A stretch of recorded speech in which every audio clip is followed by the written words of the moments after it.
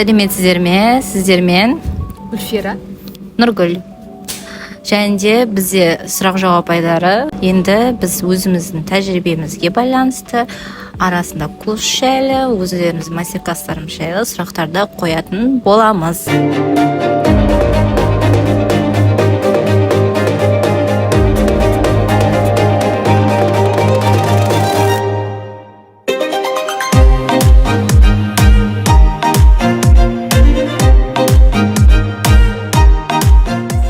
біздің бұл видео форматымыз мұғалімдерге арналмақ. Яғни біз осы неше жылдың көлемінде, бір 2-3 жылдың көлемінде мұғалімдерден ашсақ сабақ бойынша тапсырыс алып түрлі пән бойынша жасап жүрміз.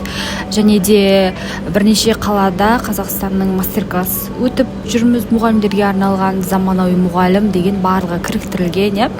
Және де сонымен қатар курстар өтіп жүрміз, жеке сабақтар өтіп жүрміз мұғалімдерге, кейбір жерлерден шақырту алып жатырмыз мектептерден. Соның барлығын ескере келе біз өзіміздің жұмысымыз, өзіміздің осы уақытқа дейінгі опытымыз, тәжірибеміз бойынша бір-бірімізден сұрақ жауап алуды жөн көрдік. Сіздерге міндетті түрде пайдалы болады деген үміттеміз. Егер қызық болса, міндетті түрде бізбен бірге қалыңыздар және де өз пікірлеріңізбен бөлісе кетсеңіздер қуанып қаламыз. Обязательно лайк қойыңыздар.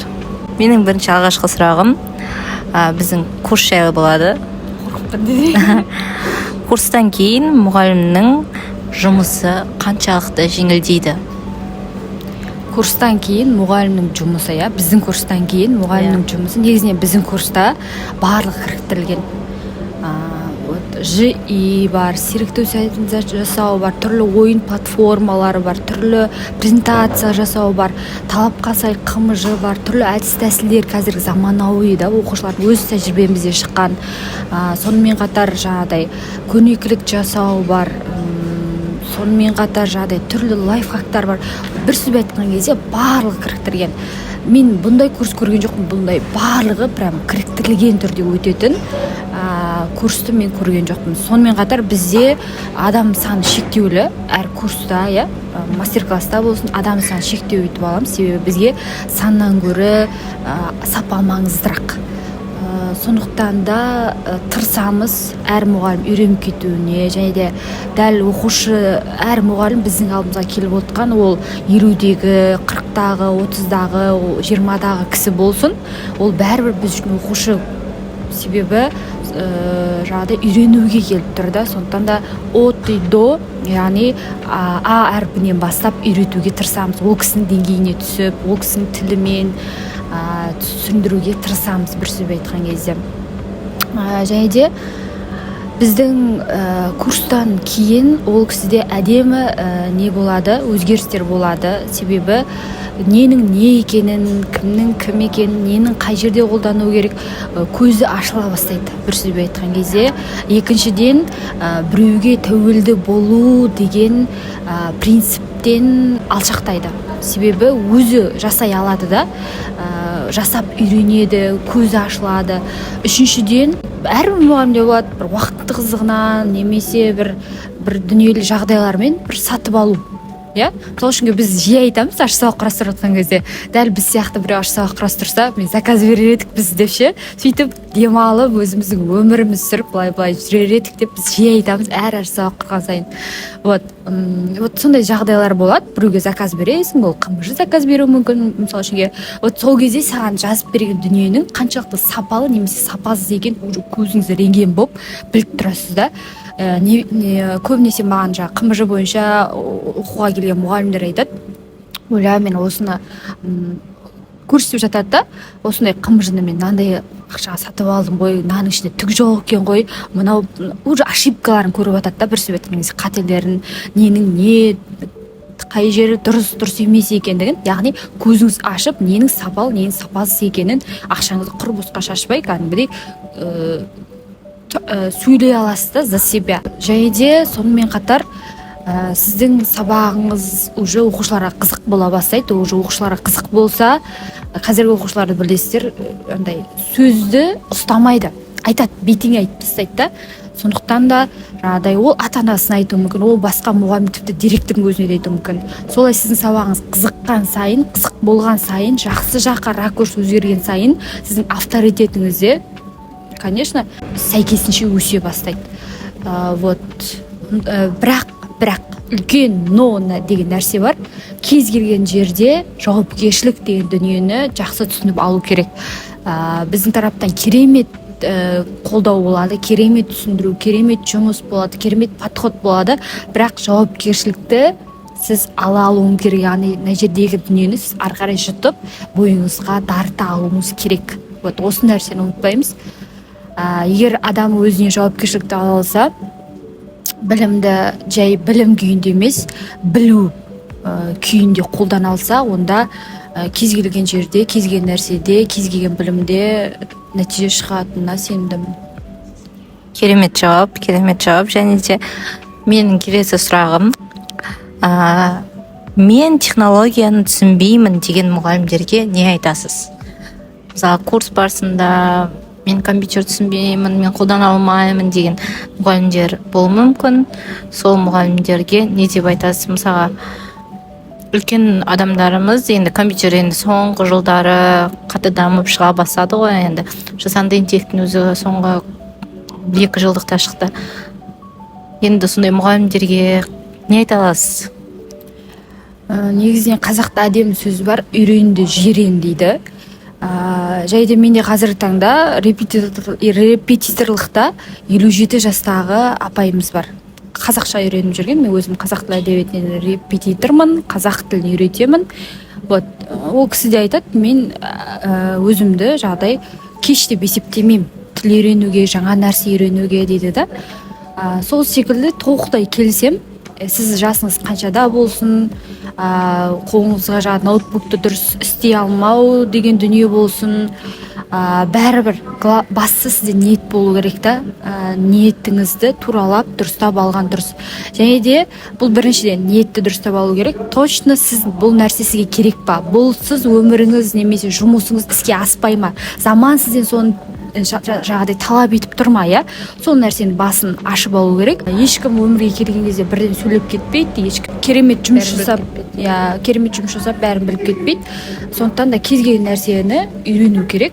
Үйренетін мүмкіндік барда, және де үйренуге ешқашан кеш емес. Хотя бы кем дегенде базалық дүниесін үйреніп алып, өміріңізге керекті дүниелерді үйреніп алып, ары қарай басқа дүниелермен айналысса керемет болады. Керемет. Және де менің үшінші сұрағым, жасанды интеллектті қолданбайтын мұғалімдер 5 жылдан кейін қандай жағдайда болады деп ойлайсыз? 5 жылдан кейін қиындап кетеді. Себебі бізде күн сайын өсіп жатырмыз, күн сайын, жыл сайын неше түрлі өзгерістер еніп жатыр. Кішкенеден болса да, ол 5 жыл деген үлкен ауқымды уақыт, мерзім, үлкен өзгерістер болады.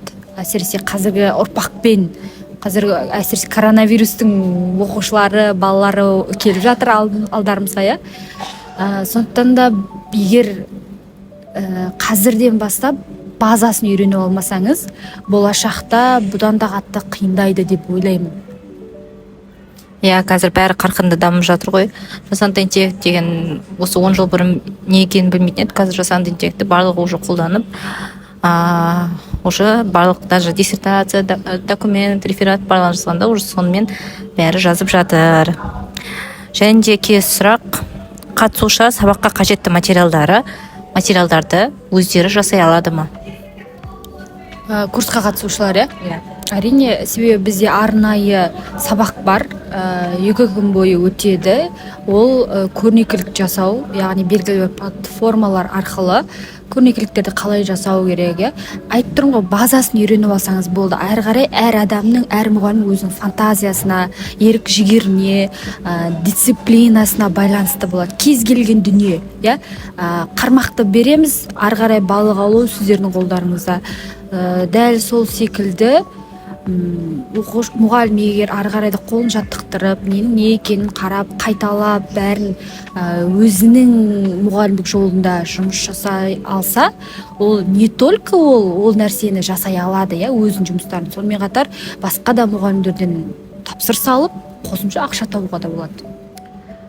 Керемет. Және де келесі сұрақ, курстан кейін, осы біздің курсымыздан кейін мұғалімдерге қолдау көрсетіледі ме? Және де егер мысалға кейінге қалдырған мұғалімдер неден ұтылып қалуы мүмкін? Мысалы оны алмай, мысалға үлгермей қалса, неден ұтылып қалуы мүмкін? Қалай ойлайсыз? Бізде курста курс негізінен 14 күн бойы болады. Қатарынан 14 күн бойы прям керемет жұмыс, керемет білім, керемет теория, керемет практика барлығы кіріктірілген түрде өтілетін, үйретілетін болады. Және де бұл 14 күннен кейін сіздермен бірге бір ай бойы қолдау жүреді. Бізде негізінен курсты қатарынан жиі өту деген жоқ.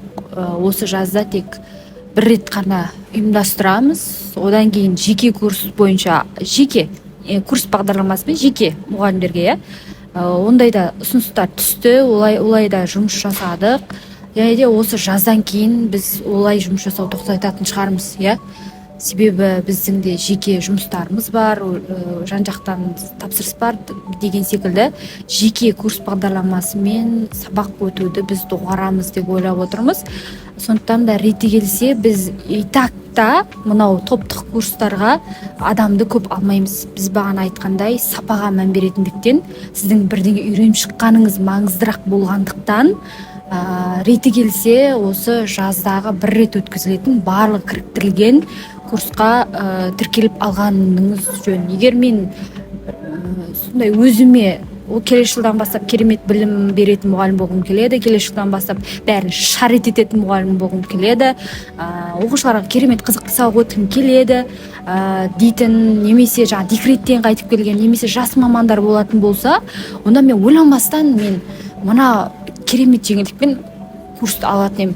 Әрине мен бірінші мына кісінің парақшасына кіріп не істеп жатыр, мыналар лохотрон, мошенниктер ме, бәрін қарастырып аламын.